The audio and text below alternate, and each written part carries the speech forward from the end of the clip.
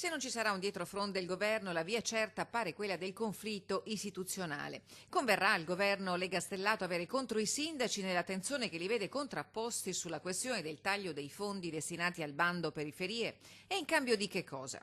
Ma per fare le promesse elettorali della campagna elettorale, reddito di cittadinanza, eccetera, eccetera. E se nel programma del governo c'è la centralità della sicurezza contro il degrado delle città, non è possibile che questo governo, 2 mesi dopo, il primo provvedimento che fa per le città è quello di toglierle quasi 2 miliardi di euro già messi a disposizione. Insomma, il governo ha gettato la maschera, spiega il senatore Andrea Ferrazzi, che nel revocare il 1.600.000.000 messo a disposizione dei comuni, il governo ha sostenuto che ciò dipendeva dal fatto che la relativa norma sarebbe stata dichiarata incostituzionale dalla Suprema Corte. Ma così non è.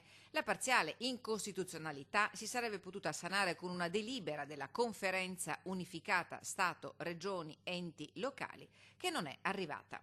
E quello che è successo ieri a Roma poi nella conferenza unificata è la conferma, cioè non c'è assolutamente la disponibilità di questo governo di rivedere la soppressione di questo bando che invece è quintessenziale alla qualità delle nostre città.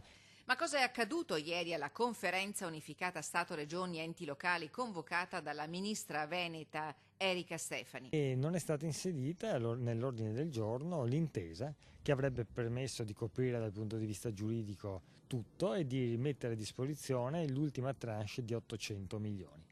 E la Stefani non l'ha messa nell'ordine del giorno e alla richiesta ufficiale da parte dei comuni dell'ANCI di inserirla seduta stante è stata risposta picche. Un disegno chiaro del governo, quello illustrato da Ferrazzi, secondo cui l'esecutivo non vorrebbe solo fare slittare il finanziamento al 2020, ma revocarlo definitivamente. Dal Veneto in queste ore si sono levate stentoree le voci dei sindaci di Padova e di Belluno e il malumore a Roma è arrivato senza distinzione di colore politico. Dietro l'angolo si scorgono già i ricorsi al TAR.